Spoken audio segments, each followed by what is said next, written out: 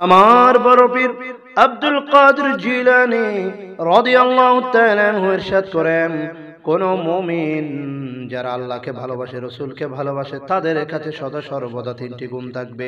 প্রথম গুণ হলো সে সদা সর্বদা নিজের জীবন ব্যবস্থায়, নিজের জীবন যাপনের ক্ষেত্রে আল্লাহর আদেশ মান্য করবে, আল্লাহর আদেশকে গ্রহণ করবে, এবং দ্বিতীয়ত আল্লাহর নিষেধ থেকে নিজেকে বাঁচিয়ে রাখবে।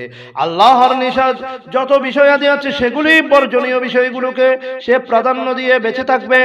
3 নম্বরে নিজের তকদিরের উপর বিশ্বাস রাখবে, ভালো মন্দ সর্ব অবস্থায় আল্লাহর উপর তাওয়াক্কুল করে সদা সর্বদা তার তকদিরে যেটা লেখা আছে সেটাকে নিয়ে শুকরিয়া আদায় করবে, আলহামদুলিল্লাহ। প্রিয় হাজরিন, বড় পীর আব্দুল কাদের জিলানী সহজ ভাষায় যেটা বলেছেন সেটা হচ্ছে, 1 নম্বরে আল্লাহর আদেশ মান্য করবে, 2 নম্বরে বর্জনীয় বিষয়গুলো বর্জন করে চলবে, 3 নম্বরে সদা সর্বদা নিজের তকদিরের উপর বিশ্বাস করে সে আল্লাহর উপর সন্তুষ্টি হাসিল করে শুকরিয়া আদায় করবে। সেটাই হচ্ছে মুমিনের আলামত, যার ফলে সে তার সর্ব অবস্থায় জীবনের সর্বক্ষেত্রে এগুলো ফুটে উঠবে। আল্লাহর আদেশ নির্দেশ বর্জনীয় বিষয় এবং তকদিরের উপর আমল করে নিজেকে সামলাতে পারবে, নিয়ন্ত্রণে থাকবে। তার চরিত্রের মাধ্যমে আল্লাহ রাসূলের একজন মুমিন বান্দার কথা, মুমিন বান্দার চরিত্র ফুটে উঠবে। সুবহানাল্লাহ। আমার হযরত পীর আব্দুল কাদের জিলানী বলেছেন, যখন তুমি কোন দুনিয়াদার ব্যক্তিকে দুনিয়ার জাকজমক শান শৌকত সাজসজ্জার মধ্যে লিপ্ত দেখবে এবং দুনিয়ার ফিতনা ফাসাদ, হানাহানি, লোভ লালসা, হিংসা বিদ্বেষ, অহংকারী, লুটতরাজ, ভূমি দখলদারি, বোনের হক মেরে খাওয়া, ভাইয়ের হক মেরে খাওয়া, ইতিমের হক মেরে খাওয়া, দুনিয়াবি যত চুরি ডাকাতি লুণ্ঠন আছে, ছলনা, প্রতারণা, ওয়াদা ভঙ্গকারী, মুনাফিকি, ধোঁকাবাজি ইত্যাদিতে জড়িত থাকতে দেখবে, তখন তোমরা মনে করবে তুমি একটি ভীষণ কুৎসিত, কালো, দুর্গন্ধময়, আবর্জনা, অপবিত্র, মহিলা যুক্ত স্থানে একটি লোককে উলঙ্গ হয়ে, একদম ল্যাংটা হয়ে, উলঙ্গ হয়ে মলত্যাগ করতে দেখছো। এমত অবস্থায় নিশ্চয় তুমি এই দৃশ্যকে কোনোভাবে ভালোবাসো না, পছন্দ করো না। ওই দুর্গন্ধ থেকে, ওই দৃশ্য দেখা থেকে তুমি নিজেকে বাঁচানোর জন্য 2 চোখ বন্ধ করে ফেলবে। এটাই হচ্ছে মানুষের বাস্তবতা।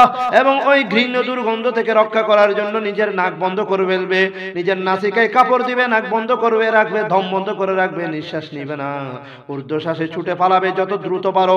ওই দুর্গন্ধ দেখা থেকে, ওই উলঙ্গ ব্যক্তির মলত্যাগ করা দেখে থেকে ওই যেখান থেকে পালাবে তুমি।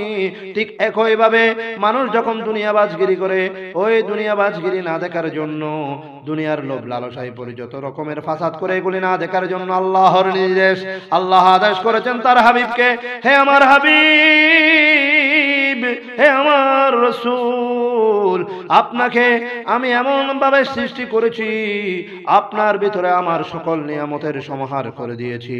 আপনি যখন দেখবেন কোন মানুষ দুনিয়াদার করছে, ফিতনা ফাসাদ, হিংসা বিদ্বেষ, লোভ লালসা করছে, আপনি সেখানে দৃষ্টিপাত করবেন না, সেদিকে তাকাবেন না। কেননা আপাত দৃষ্টিতে মনে হবে তারা অনেক বড় ভাগ্যবান, তারা অনেক কিছু লাভবান হচ্ছে, তারা দুনিয়াবি নাজ নিয়ামত ভোগ করতেছে। না না না না, আপনি মনে রাখবেন আপনি রহমতুল লিল আলামিন, আপনাকে বাহ্যিক এবং অভ্যন্তরীণ আপনাকে যা দেয়া হয়েছে তা তার থেকে অধিক গুণ উত্তম এবং রহমত বরকতময়। সুবহানাল্লাহ। আমরা যখন কোন মার্কেটে, বাজারে বা কোন মেলা মজলিসে যাই, তখন বেপরদা মহিলা দেখি, বেপরদা তারা চুলের মধ্যে সিল করে এবং চুলকে কালার করে এবং বেপরদা ভাবে নিজের বুক ফুলিয়ে এবং পর্দা ছাড়া আল্লাহ হাঁটা চলাফেরা করে। এগুলির দিকে আমাদের চোখ গেলে, বিউটি পার্লারের সাজুগুজু দেখে আমাদের অনেক সুন্দর লাগে, অনেক দেখতে অনেক ভালো লাগে, চোখে ভালো লাগে। নয় নয় নয় নয়, আল্লাহ রাসূল বলে দিয়েছেন, কোরআন কিতাবে বলে দিয়েছেন, বুজুর্গান দিন মিল্লাত আল্লাহর বলি বলেছেন, যখন তোমরা দুনিয়াদার ফিতনা ফাসাদ, হানাহানি, লোভ লালসা, চাকচিক্য দেখবে, লৌকিকতা দেখবে, মনে করবে একজন ব্যক্তি ওই উলঙ্গ আবর্জনার স্থানে উলঙ্গ হয়ে পায়খানা করছে, মলত্যাগ করছে। ওই পায়খানার দৃশ্য দেখা যেমন তোমার অপছন্দ, ওই দুর্গন্ধ যেমন অপছন্দ হয়ে নাকে কাপড় দিয়ে পালাতে থাকবে, ঠিক একইভাবে ওই মার্কেটের, বাজারের মহিলা আবর্জনার স্থানে যেরকম পায়খানা করছে, ঠিক ওই নারী যে বেপরদা মহিলা ওখানে চাকচিক্য করে, বিউটি পার্লারে সাজুগুজু করে ওখানে চলাফেরা করছে, হাঁটাহাঁটি করছে, ওই মলত্যাগকারীর সাথে তুলনা করা হয়েছে, ওই দুর্গন্ধযুক্ত পায়খানার সাথে তুলনা করা হয়েছে।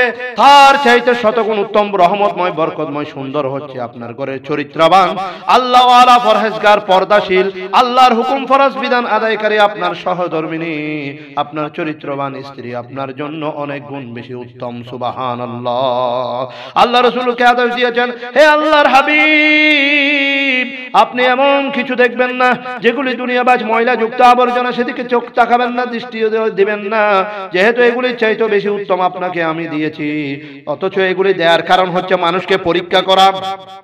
কাফিরদেরকে আমি অনেক কিছু দিয়েছি, কাফিরদেরকে দুনিয়ার জমিনে চাকচিক্য দিয়েছি, দুনিয়ার শান শওকত জাকজমক যে সমস্ত বস্তু আমি কাফিরদেরকে দান করেছি, আপনি সেগুলোর দিকে দৃষ্টিপাত করবেন না।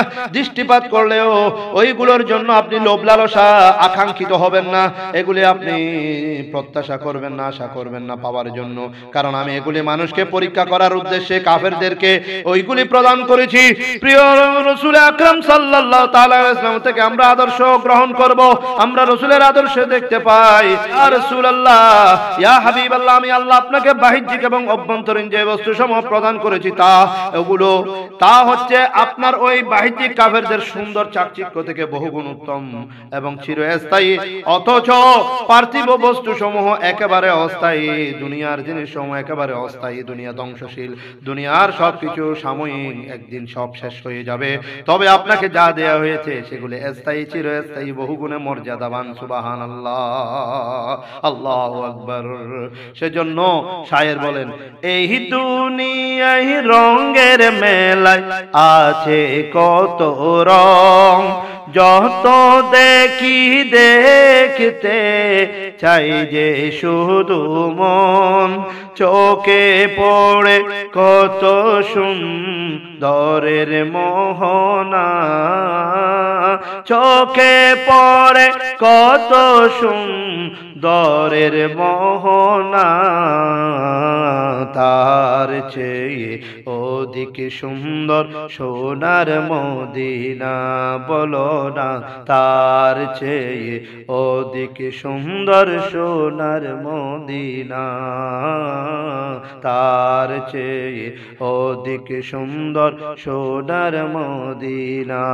সালাতুন ইয়া রাসূলুল্লাহ আলাইকুম, সালামুন ইয়া হাবিবাল্লাহ আলাইকুম।